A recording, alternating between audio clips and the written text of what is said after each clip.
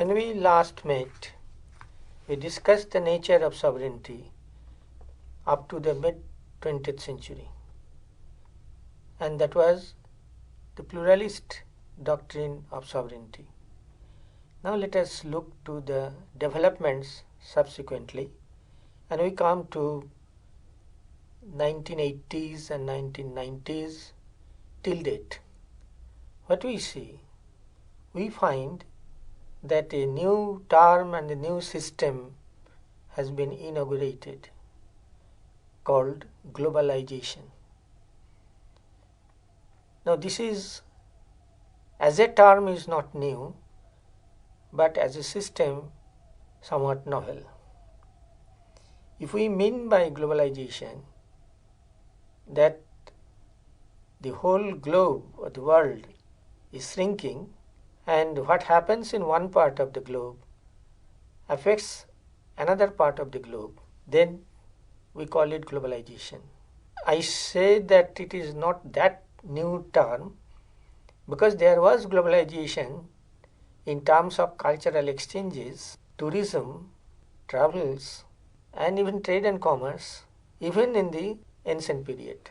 But what is new with this late 20th century development in global communication is the wonderful and the great changes in telecommunication, technological innovation in the field of communication. It has been developing at a very fast speed since the 1960s. With the result, now we find that a simple click in the mouse in New York will immediately begin to have its topsy-turvy development in the share market of Tokyo and Singapore. And this is the great change which has killed distances and which has brought in some unprecedented, unimaginable relations among nations, and also some developments within nations. And this is what is called globalization. I think, to be more precise, this latest stage of globalization should be called world financial globalization, because what really matters in the name of globalization is the dominance of finance capital and investment capital throughout the world. And secondly, as a consequence, a new thing has happened, that is the emergence of a global market. So, two factors. One is unprecedented development in communication technology, and secondly, free mobility of labor and capital across national borders. So in this context, we have to examine what has happened to the theory of sovereignty, or to be again more precise, what has happened to state sovereignty, sovereignty of the state. To start with, I think one can point out David Held's publication in 1989 in Political Science titled Political Theory and the Modern State. In this book, David Held has identified 5 fields in which the concept of state sovereignty has undergone some revision in the global context. 1. Economic activities and international economic institutions. 2. Multinational political and military organizations. 3. Regional organizations in international politics. 4. International law as a subject. And 5. Domestic autonomy of the nations. The last thing, which is very much apparently well connected with the theme of sovereignty, state sovereignty. What has happened to autonomy of the nation states? In this broader development, unprecedented changes in human history, so to say, really the new actors who were not there before are the multinational corporate bodies. There were companies. Suppose, even from history I can give one example. What was East India Company? It was a company, private company registered in England, in London, doing business across 7 seas and doing business in India.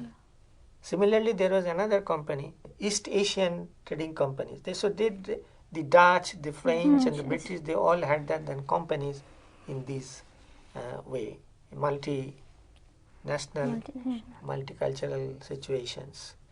So that was one type of things. But today the speciality, this development is that market is now becoming single practically, global market. So the capitalists are to decide on their investment policies in reference to the demand and supplies in the total global market. And that creates certain difficulties to the old concept of national sovereignty. Because of many developments, particularly in the field as David had given is number 1, economic activities and international economic institutions. You know, as a student of history, recent history, that immediately after Second World War, 2 major international economic institutions were created. One is World Bank, another is International Monetary Fund. They had different purposes. World Bank will give, just as a bank, giving loans to the war-affected countries on a banking principle, international banking. So that was the concept they started with. International Monetary Fund, to start with, had the function of trying to establish economic or financial stability throughout the world by giving aid and other things. But in course of time, within 2 decades, we find this separation of roles of World Bank and IMF, they're practically in blood. Today, banking function is done by the IMF, aid-giving functions is done by the World Bank. So anyway, international monetary or economic institutions, they have arrived, and also in recent times, we have got Asian Development Bank, also multinational, on a globalized pattern, but specifically with a focus on Asia. So in this way, there are so many things that we find which has come to affect national sovereignty concept. They are practically now challenging the national governments on the question of policy decisions. And from that point arises the real pertinent question in regard to this topic: how much independent are independent national states? Are the independent sovereign national states really remain independent and sovereign nationally and internationally? The first day we discussed, preliminary when it started, that internal sovereignty and external sovereignty, international sovereignty. Now, in both fields, question mark has been raised, thanks to the globalization context. So this is the main thing we had to discuss today. Sir, then is sovereignty and globalization contradictory, or is it complementary? Is it globalization is shaping sovereignty as a concept? No, they are not contradictory as such, but a situation has arisen in which the old concept of sovereignty, state sovereignty, cannot remain as it is. It is going to be severely affected. Yes. Now even the national states, national sovereign powers, they have also come to feel that it is really foolish and idiotic to stick to the old concept of state sovereignty, because the world has become interdependent. So national governments have not been obliterated. They remain, they constitute. Force of nationalism may be a little weaker, but it is still there. So feeling of nationalism is not absent. But it is difficult for any national government to claim that I am the supreme decision maker. That's because of global capitalism. I mean, global capitalism has some role to play. Innovation, it's innovation into the field of economics, finance and investment. But today, if the situation has changed to such an extent that simply the national government, sovereign governments are helpless. For example, satellite communication. How can a sovereign state check it? Not possible at all. So, in fact, the fall of Soviet Union was not caused by one factor. It is multi-factor combination that brought in the downfall of the Soviet Union. When the Soviet young generation, they practically revolted in 1989, fall of Berlin Wall and all these things, etc. Because the satellite information channels, they showed all sorts of high-level living, lavish pattern of lifestyle, etc., etc., employment opportunities, which attracted the younger generation who had not only direct experience does not question arise, but even memory is very fade. What happened in 1970? Who cares for it now? After 70 years. So they were very eager to break down the Iron Curtain. That is the pressing problem from within USSR. So Gorbachev said it would be the best policy for the Russians to welcome this opportunity. He is condemned by the Orthodox communist, but Gorbachev had a quite free mind, open mind. He said, what cannot be resisted should be accommodated, and we can derive benefit from it also.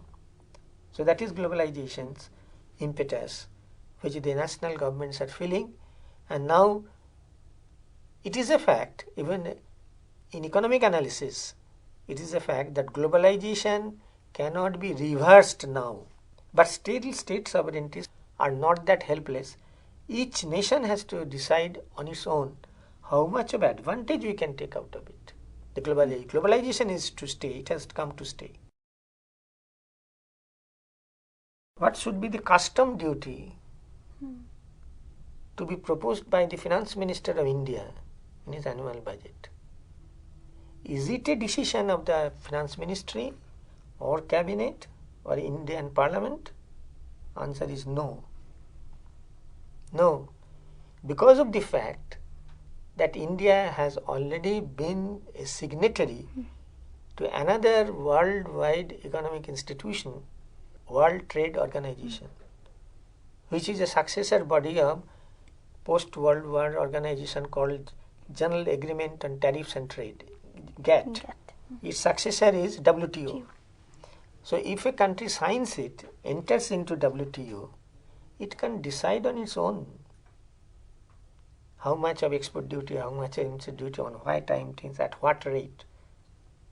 And you will be surprised to know that post-USSR Russia, they till very recently refused to enter WTO. But only in the last week Russia has signed. Early August 2012, Russia now has entered WTO. Because over the years Russia has found that it is more paying to be within WTO rather than staying outside WTO. So all nations, big and small, gradually are feeling that it is perhaps advantageous for them to enter the WTO and then within the WTO go on bargaining, which the developing countries have doing practically in collaboration with China on the one hand and Brazil, South Africa, India, so they are combined together. So how much benefit one can get out of WTO negotiations and bargaining, tremendous bargaining is going on every time. There is a technical term, so Doha round of talks, this round of talks, Mexico round of talks. Anyway, so many rounds of talks, all aimed at each nation is trying to get the maximum benefit of it. The original main point is that the age-long domination of the Western Europe and USA cannot be acceptable to the whole world now because of the globalization and the globalized institutions which has come to. World Bank, IMF, Asian Development Bank, WTO, they are all going on. And more regional cooperation organizations also are coming up. So this has created a situation of globalization which, I again repeat, which is overall an international global financial capitalism. But the whole world is following capitalism. But Russia long ago, China also now. Yes. And if we look at the Indian politics now, the only major theme is how to solve international capitalism. So anyway, we find this is a situation in which the question of state sovereignty is to be considered, its status. So if somebody argue that no, this is bad, our sovereignty is being infringed, those who will argue on this line on this day, today, they are, I should say, mistaken. They can't comprehend the implications of the changes which cannot be reversed in anymore by any single nation. This is the state of affairs. So what is the real meaning of national sovereignty now? What remains of national sovereignty? I think that this question has to be answered in terms of, if we go back a little, not much, little back to the days of the Cold War. So long there was Cold War, that is, all basic world issues are being considered in the perspective of two major power competition in international politics. But today it is almost, I shouldn't say totally, but almost unipolar. Yeah. Now in that sense, during the Cold War, there was two major power blocks which emerged. Now I am coming to political side, not economic more. There was first, immediately after the Second World War, NATO, North Atlantic Treaty Organization, NATO was formed by United States and West European powers. And immediately within a year or so, Soviet Union took the lead to form Warsaw Pact. That is Soviet Union as the leader and the East European countries. And now both found it militarily and politically convenient and demanding to take joint actions. Joint actions in terms of military maneuvers, joint action in terms of containment of Soviet Union, from Soviet Union's point of view, how to break that containment of the capitalist, and thirdly, even the foreign policies of these member states, they are not irrelevant, but they must come to terms with this membership of NATO or Warsaw. So compromise on foreign policy or devising a common foreign policy as far as possible. So this is the recent past, Cold War past, in which the globalized context, that is also a globalized context, state sovereignty's position is like this. But first in 1956 in Hungary and 1968 in Czechoslovakia, something happened. Within the Warsaw Pact, there was more or less an convention or agreement that until a joint policy in regard to military maneuver or political movements, political initiative, every nation state has got the right to be consulted. Only after consultation, if a joint policy emerges, then we jointly will follow the policy. But when internal political developments in Hungary and internal political in 56 and internal political developments within Czechoslovakia, their own internal political developments. When these political developments in Hungary in 56 and Czechoslovakia in 1968 was not found acceptable to USSR, USSR without consulting anybody ordered his army to march on to Hungary in 56 and he ordered his tanks to march into the interior of Czechoslovakia on his own order. No consultation, no intimation, nothing of the sort. Now Hungary was debated this way, that way, internationally. But what happened in Czechoslovakia? Not only the army marched, tanks went on there, but it began perpetrating the inhuman actions. That is, small children just walking at the tanks going on, they were killed, summarily killed. When students were going to school, summarily killed, just on the suspicion of the particular soldier. There was no uniform command or nothing of the sort. Enter Czechoslovakia and kill everybody who were on the streets. So that gave some sort of a national resistance. What is this? Warsaw Pact should have been a pact for solidarity among the member states, and now USSR is perpetrating these things, violating entirely the sovereignty of Czechoslovakia. And that resistance came to be known as Prague Spring. So from political resistance came cultural resistance also. The Czech artists, literators, poets, students, everybody opposed this move. Now at that time, I say in so many words because to point out, at that time when international press began criticizing, then the then Soviet ruler, chief, Brezhnev, party chief, he said, no, we have not violated sovereignty. Sovereignty today, that means 1968, he meant sovereignty is today, quote unquote, limited sovereignty. This is the term he used, and immediately it began currency in the name of Brezhnev doctrine of sovereignty. That means, yes, national sovereignty is there, but in some cases, that national sovereignty by nature is to be limited. So we are perfectly on legal side.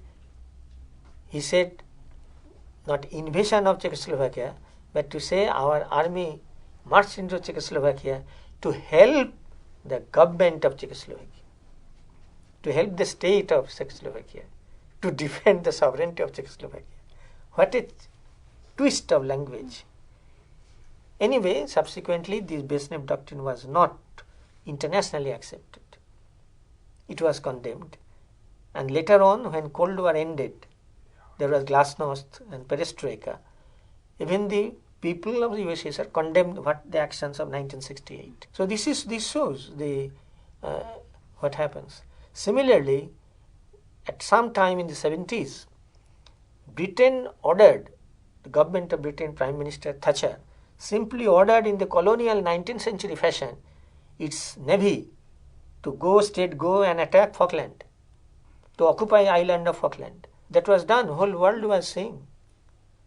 So what is the national sovereignty? No, in that case there is no question of national sovereignty. Our navy will go and capture the island because we think it is our island. So it all shows that national sovereignty matters according to the situation, not as a principle, not as a theory or etc. So from this situation, we come now to the last decade of the 20th century or first decade of the 21st century. This time we are living in. Look at what has very recently happened in Greece, economic crisis, and Spain, the economic crisis. Now their economic system, financial system were practically broken down, collapsing. So by this time they were members of another international organization called European Union. Very vigorous demand came from the Greek people that let us then come out of the European Union. If we are in such economic distress, then what's the use of remaining in the European Union and observing the norms, economic norms of banking as set by the European Union? So it sent a message of alarm. And immediately the European Union sat together, took the decision to come to the help of Greece, to restore its currency value, to restore the price, stabilize the prices, and they found a solution through general election. There was an election, and immediately within a month there was another general election to decide, giving the full option to the Greek people whether you want to stay in the European Union or not. Because European Union will help you, provided the Greek people, democratically elected Greek government, they say that yes, we will cooperate. That cooperation will entitle you to health and stability. So somehow Greek electorate said yes, we want to be stable, we want to remain within European Union. Something like this also, not so severe form, but something like this in Spain is still went on. That what will happen to stabilization of price level, unthinkable price rise, etc., etc. So again, Germany, France, and other major leaders of European Union, they have taken a decision that we have to help give aid, substantial aid to these countries to tackle, to overcome the difficulties. So this is the advantages of globalization also.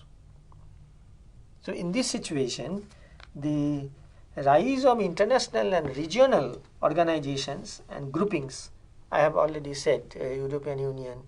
Now they have also, by way of the evolution of the European Union, developments of the European Union, is they have created a new institution called European Parliament. Is as good a parliament as a national parliament, because they are directly elected. MPs are directly elected. They take a decision at European Parliament level when these decisions are to be followed and accepted and worked upon by the nations, member nations of the European Union, and not only domestic but also foreign policy matters. So this shows the impact of globalization in our country. And just may I just conclude in 2 minutes time that in conclusion we can say that sovereignty still is nominally, the de jure and de facto etc. are there, but gradually a philosophical vision of development is coming out, fructification of Immanuel Kant, two philosophers, German philosopher Immanuel Kant's vision of perpetual peace and some sort of a world government, and in our country Sri Aurobindo's vision that someday there will be a world organization which will facilitate human unity. In his ideal of human unity, Aurobindo said like this. Now developments are taking us to that end. So national sovereignty is not dead, but national sovereignty had to adjust, and it has already to a large extent adjusted itself with globalization and its effects.